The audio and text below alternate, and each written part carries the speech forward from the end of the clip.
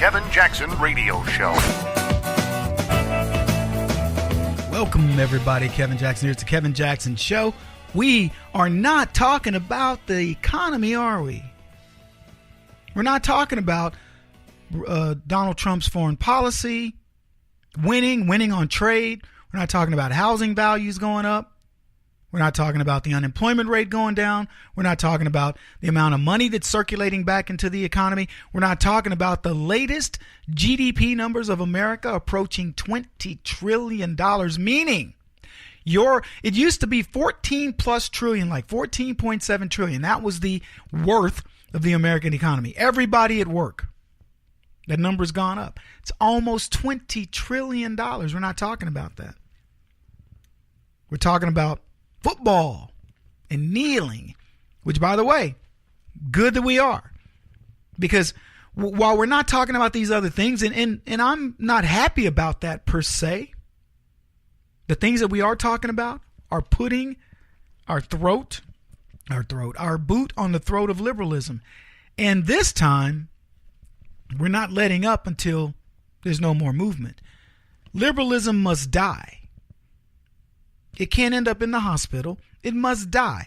And in order to kill it, you've got to show people there's a completely different way around it. Whenever the history books come back and try to rewrite, they're going to say, boy, during the time of Donald Trump and the Tea Party community, America thrived.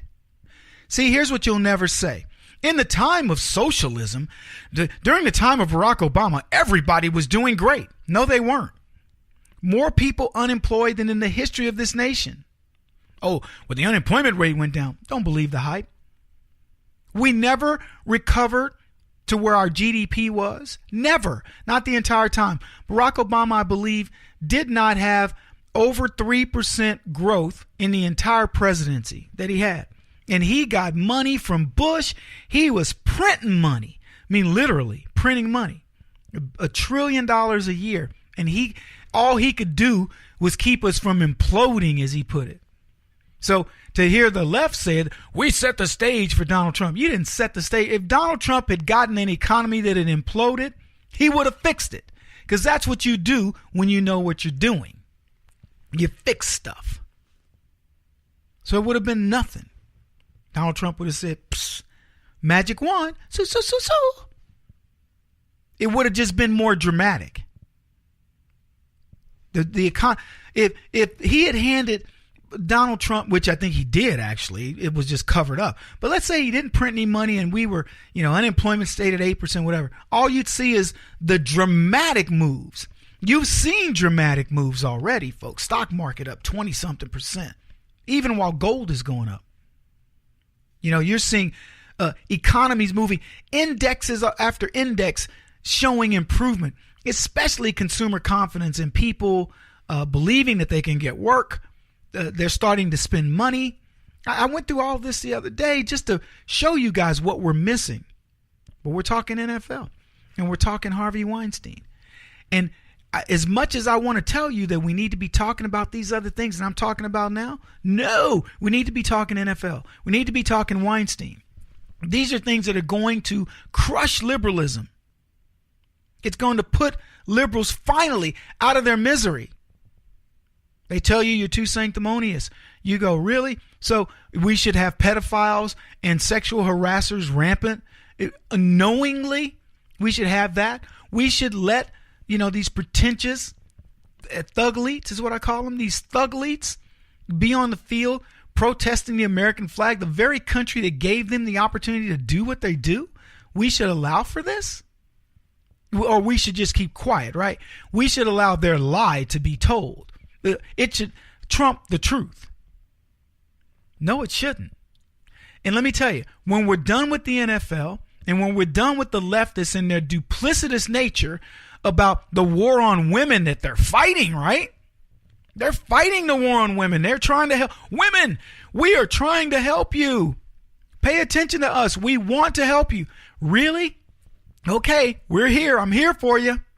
Help me. And what do? They tell you, oh, Harvey, well, he donates a lot of money to causes. We do a lot of charity work with Harvey. As the Congressional Black Caucus would tell you, you've got to crack a few eggs to make an omelet.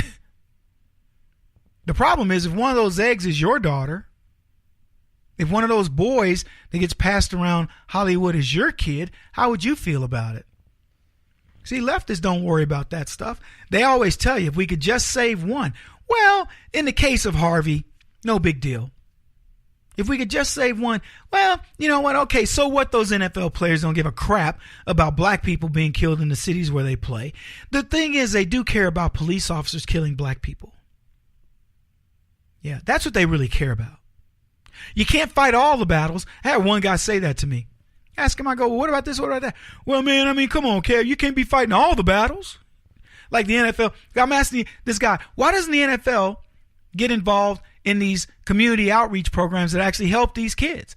It sends them to college and gets them off the streets and shows them that the thug life isn't the way to go. Why aren't they putting in programs to help these young thuglites to get out of their state of mind and go work with people that can help them hold on to their money so they can go back with a different attitude? And I could go on.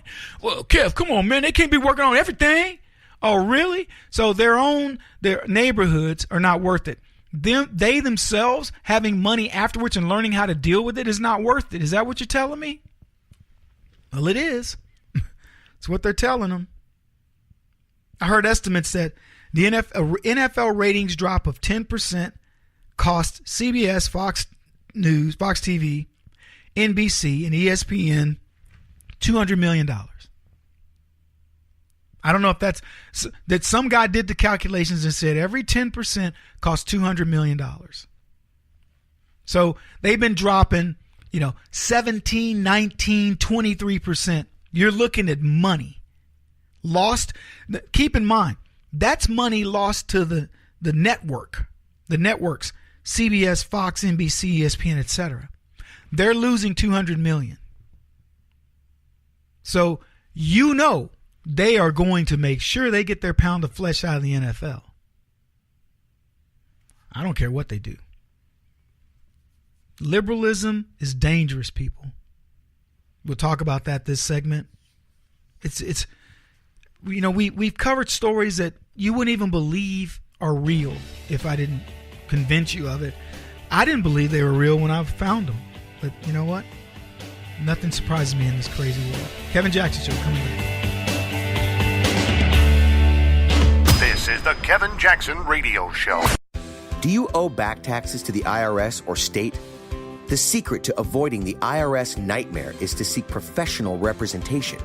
My friends at Security Tax Associates provide the most cost-effective and ethical representation in the industry while helping to avoid seizures, levies, and wage garnishments.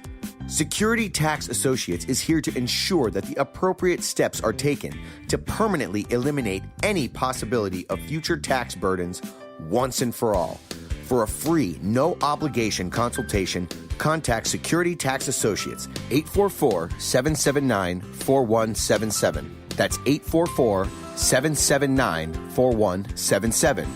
844-779-4177. Or visit them at securitytaxassociates.com.